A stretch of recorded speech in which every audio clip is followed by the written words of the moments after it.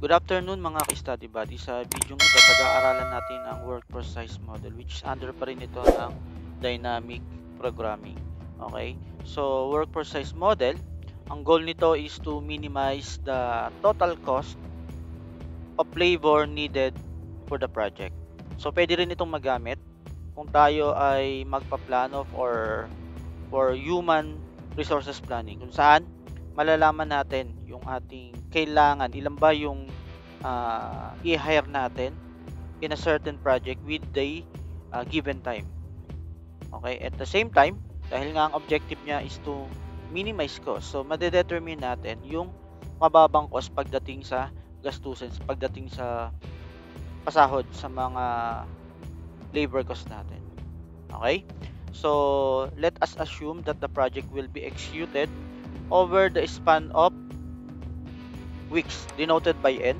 So this n is for time, so pwedeng month, days, or weeks. So depende yan doon sa problem or sa project natin. And that the minimum labor force required in a week is denoted by B sub I.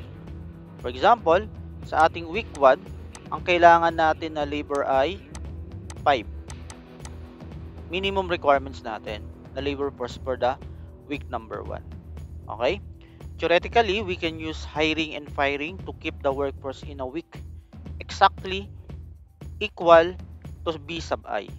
Alternatively, it may be more economical to maintain a labor force larger than the minimum requirements through new hiring. Okay?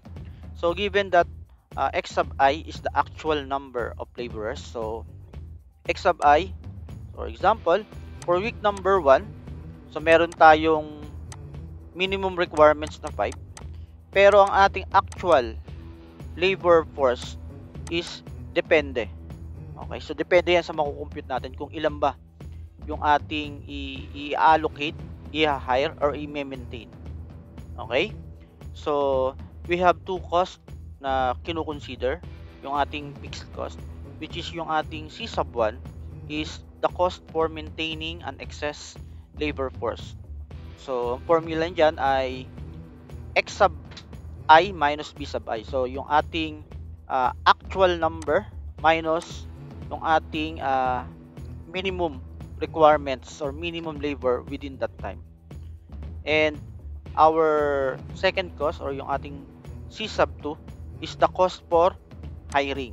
So kung magdadagdag na tayo ng panibagong worker that week or that time, so ang ating formula dyan ay X sub I minus X sub I minus 1. Okay, so ito yung ating example, X sub 5 minus X sub 5 minus 1. Okay, so it assumed that no additional cost is incurred when employment is discontinued. Okay, so we have 3 elements for DP models. Same ito dun sa knapsack, sa inventory, keep or replace. So meron tayong stage denoted by I, represented by week, kung ilang week siya, 1, 2, 3, 4, and 5. The alternatives at the stage I are X sub I, the number of laborers in week. Okay, and the state at the stage I is X sub I minus 1, the number of laborers are available in week sub I minus 1. Okay, so for example, for week 5, so week 5 minus 1 is equal to week 4. We will use a backward recursion. So same with knapsack, keep or replace. So backward recursion yung gagamitin natin.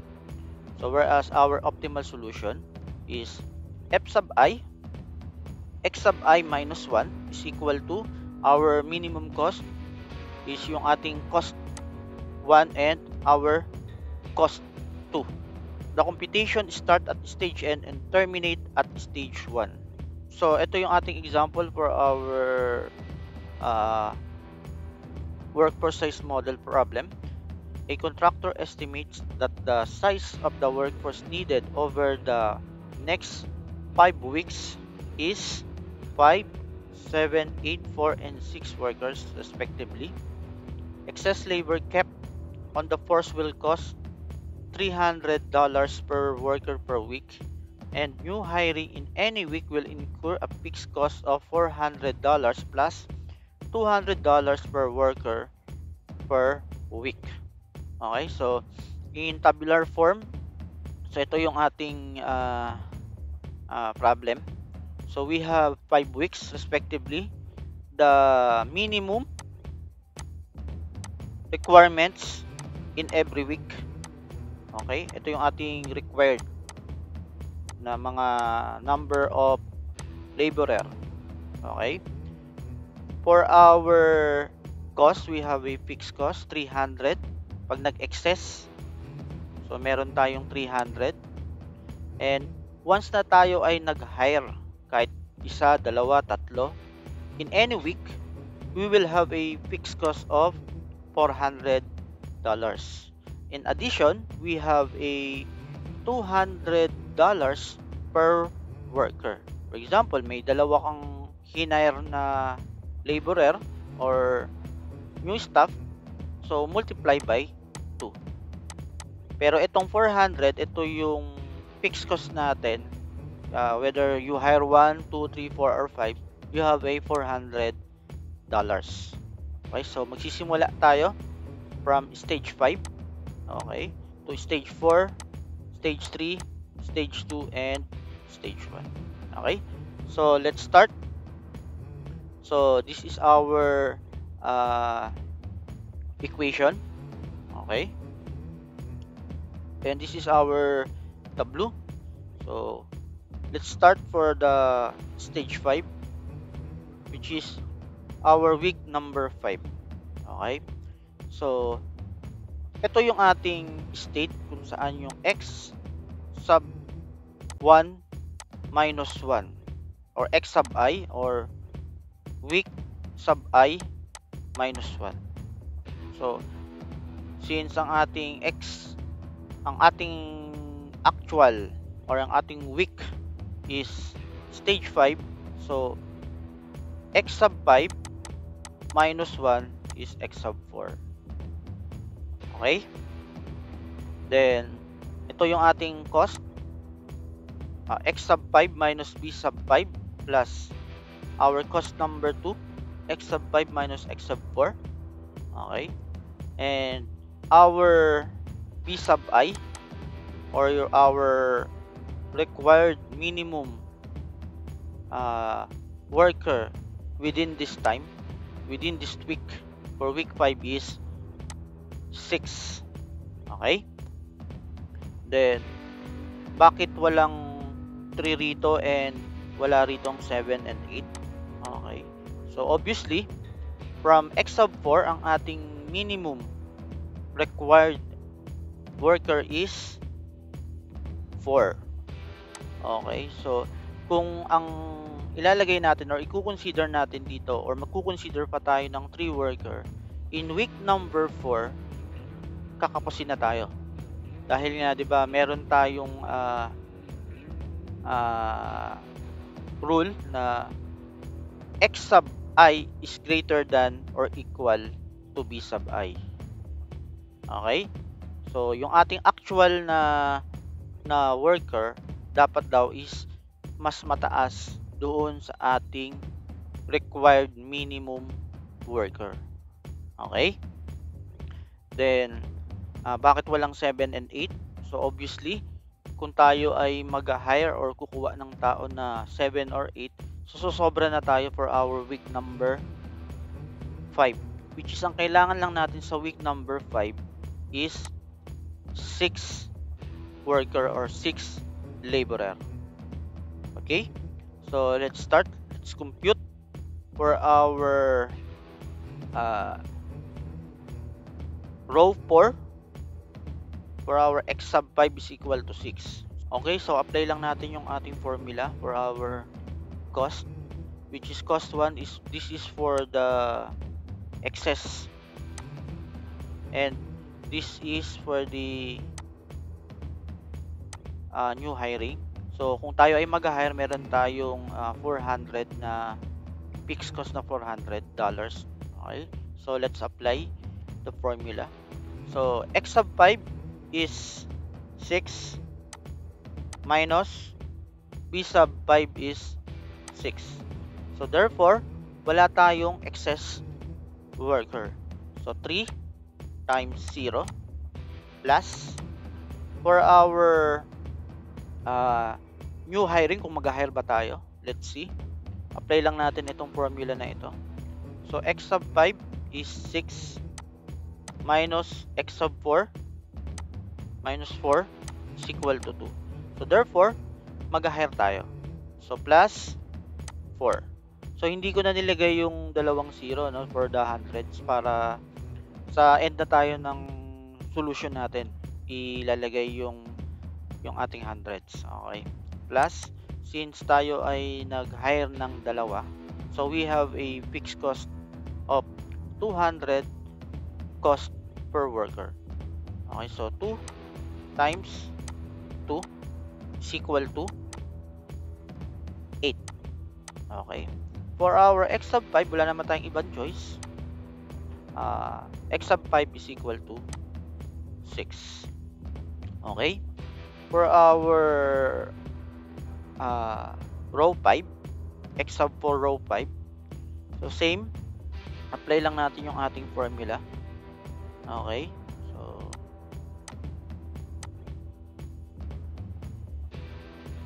ayan. Okay. So, x sub 5 is 6 minus b sub 5 is 6 is equal to 0. So, therefore, wala tayong excess na worker. Plus, so, x sub 5 is 6 minus x sub 4 is 5 is equal to 1. So, mag-hire tayo. Plus 4 plus 2 times 1 is equal to 6. So, x sub 5 is 6. Okay? For our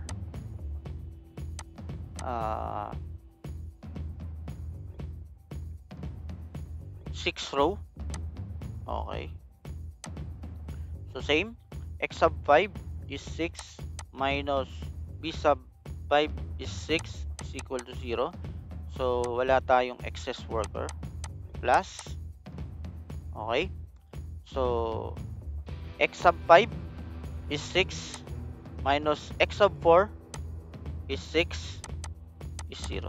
So, therefore, hindi tayo mag-hire. So, plus 0 plus 2 times 0 is equal to 0. And x sub 5 is 6. Okay? So, our optimal solution is this, which is magagamit natin ito in the next stage natin, sa ating stage 4 or week number 4. Okay?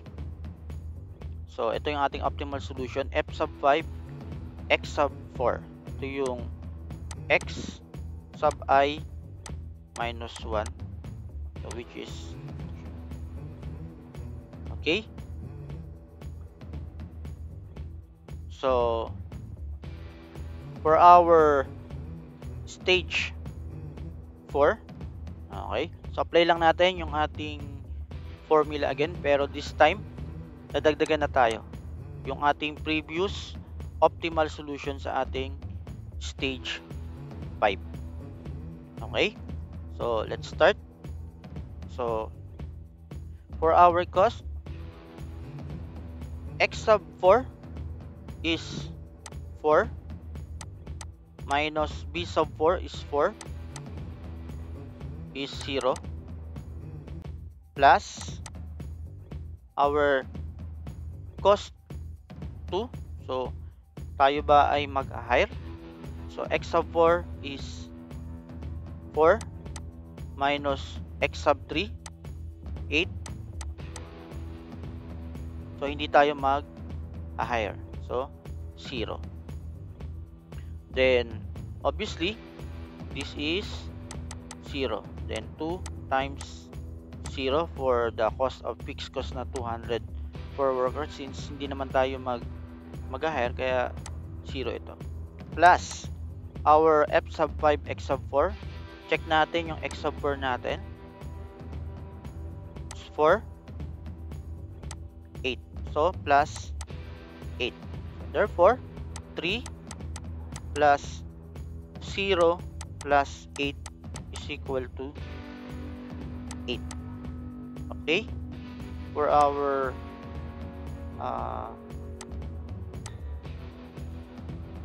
X sub 4 is equal to 5. Okay? So, check natin kung meron tayong excess worker. So, X sub 4 is 5 minus B sub 4 is 4. So, therefore, we have a excess worker. So, 3 times 1 plus. Okay? For our cost sub 2, kung mag-hire ba tayo? X sub 4 is 5 minus X sub 3 is 8 negative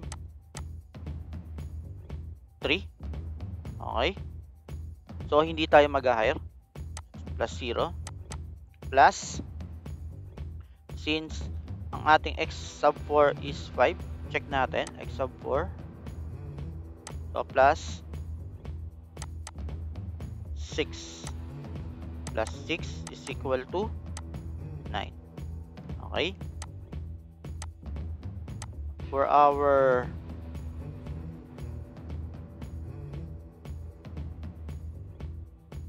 X sub 4 is equal to 6. Okay? So, X sub 4, 6 minus B sub 4 is 4 is equal to 2. So, 3 times 2 plus. Okay, so same. So, X sub 4, 6 minus 8. So, negative 2. So, hindi tayo mag-hire. So, plus 0 plus 6. 0 is equal to 6. Then, for our optimal solution, we will check or we will choose the smallest value sa ating X sub 4, which is 8, 9, and 6, which is 6 ang lowest value. And for our X sub 4, so check natin yung may lowest value. So, X sub 4 is 6. So this time, the optimal solution is this. Okay? Next, for our stage 3. Okay? So magagamit natin ito uli for our stage 3. Okay? For our stage 3. Okay? So apply lang natin uli yung ating formula. Okay? So X sub 3 is 8. So 3, 8 minus 8 is 0 plus, mag-hire ba tayo? Okay, so X sub 3 is 8 minus X sub 2, 7 is 1. So therefore, mag-hire tayo plus 4 plus 2 times 1 plus F sub 4, X sub 3 natin is 8, 6 is equal to 12. So wala naman tayong ibang choice dahil nag-iisa lang yung X sub 3 natin. Hindi katulad dun sa ating stage 3 or sa stage 4 natin. So marami tayong choices. Okay, kaya kailangan nating pumili nung lowest value, which is ito nga yung lowest value na 6. So dito sa ating stage 3, so siya lang yung may value na X sub 3, wala nang iba, kaya X sub 3 is 8. Okay? For the row 8, so same procedure. Apply lang natin yung ating formula. Okay? So, x sub 3 is 8 minus 8 is 0.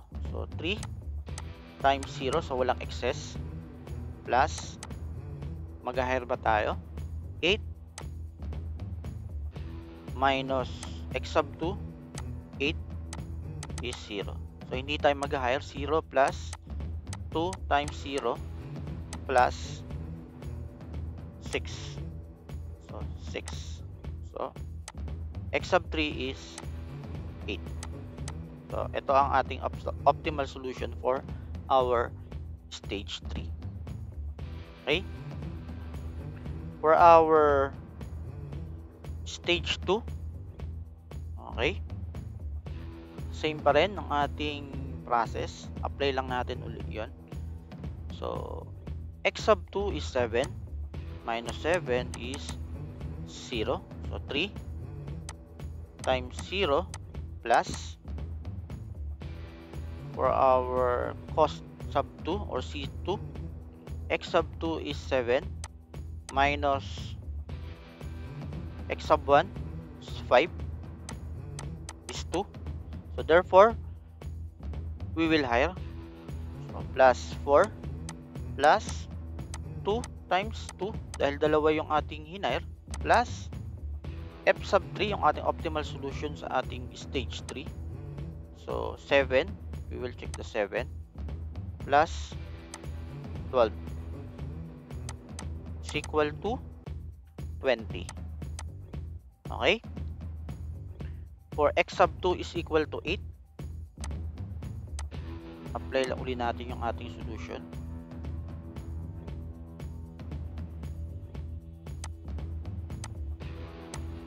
So, x sub 2 is 8 minus b sub 2, 7 is equal to 1. So, meron tayong excess na isang worker. So, 3 times 1 plus, so mag-hire ba tayo? X sub 2 is 8 minus x sub 1 is 5 is equal to 3. So, mag-hire tayo. So, plus 4 plus 2 times 3 plus x sub 2 is 8 plus 6 is equal to 19. Then, choose the minimum or yung ating mababa na value, 20 or 19. So, obviously, 19 ang mas mababa. So, f sub 2, x sub 1 natin is 19. X sub 2 is 8. Okay?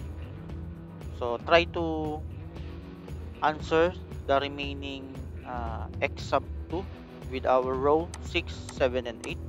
So, i-post nyo muna ito.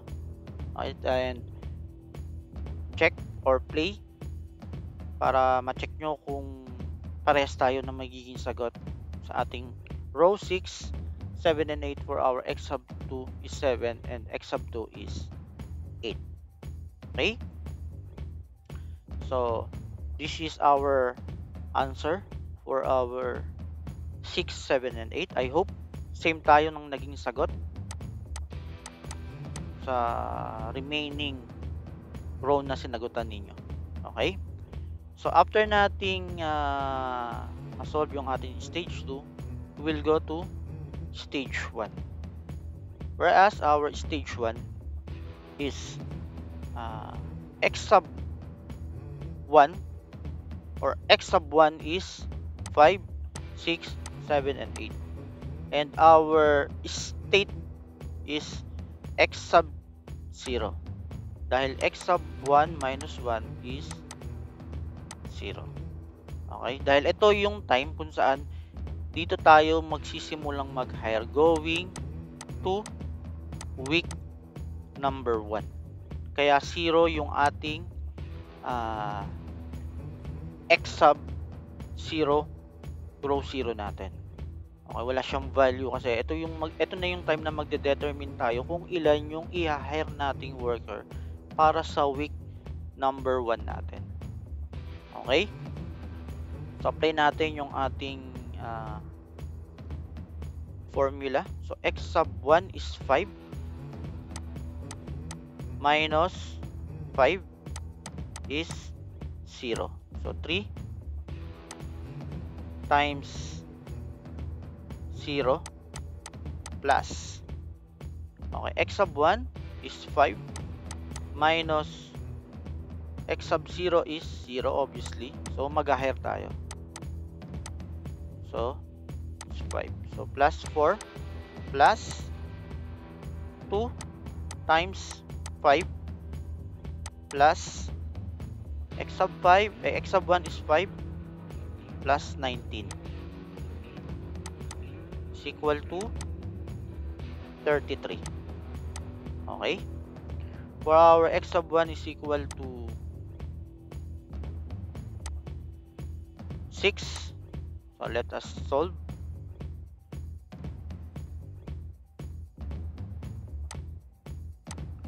So, x sub 1 is 6 minus b sub 1 is 5 is 1.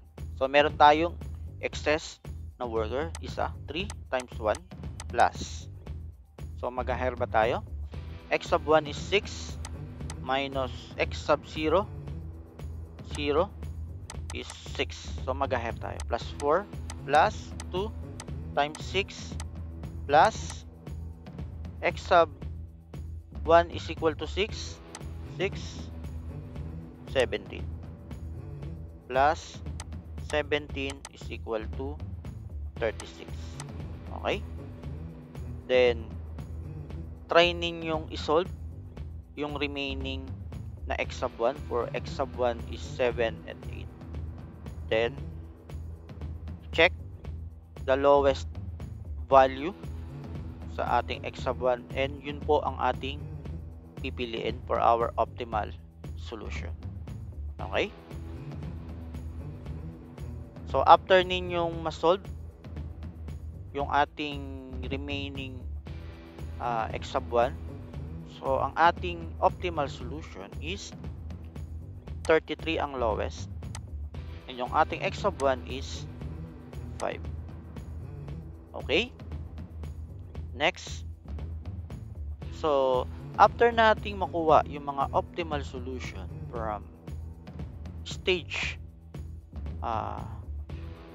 1 to stage 5, okay, we will now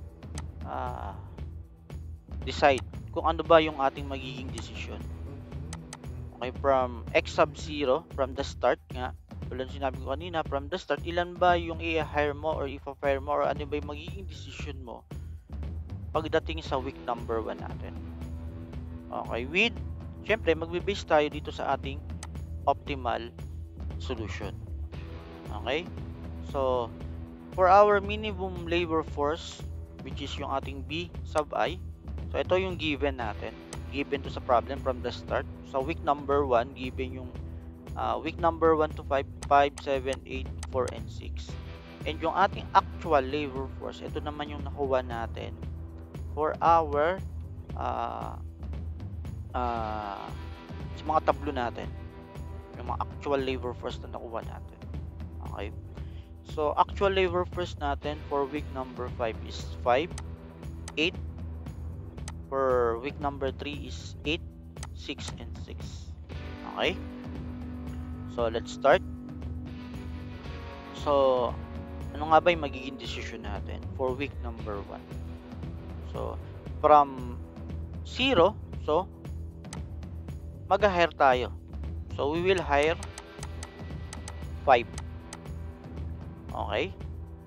So, kumputin natin kung magkano ba yung ating magiging fixed cost once na tayo ay nag-hire ng 5 worker. Okay? So, meron tayong fixed cost na once na tayo nag-hire, meron tayong new hiring, yung any week is 400. So, 4 plus. Okay. So, per worker per week, since tayo ay nag-hire, 2 times 5. Therefore, our fixed cost is 14. Okay? For week number 2, since ang ating minimum labor force is 7 and yung ating actual labor force is 8 for week number 2, ang ating magiging decision dito is, since meron na tayong 5 worker from week 1, so we'll hire 3 worker para magkaroon tayo ng 8 na labor force. Okay? So, mag-hire tayo. We have 4 plus 2 times 3 plus. Okay? Since ang ating actual labor force is 8 and ang ating minimum labor force is only 7, so meron tayong excess na isang worker. So, ang ating cost for the worker in every worker is 300. So, 3 times 1 is equal to 13. Okay? For week number 3, okay, so ang ating magiging decision, since ang ating actual labor force is 8 and ang ating minimum labor force is 8, so since meron na tayong 8 worker from week 1 to week 2, so ang ating magiging decision is no changes dahil meron na tayong worker na 8. Therefore, wala tayong magiging fixed cost dahil hindi tayo nag-hire, hindi rin tayo or wala tayong naging excess worker. Okay? For week number 4, ang ating actual labor force is 6 and ang ating minimum labor force is 4. So, ang ating magiging decision from 8 is we will fire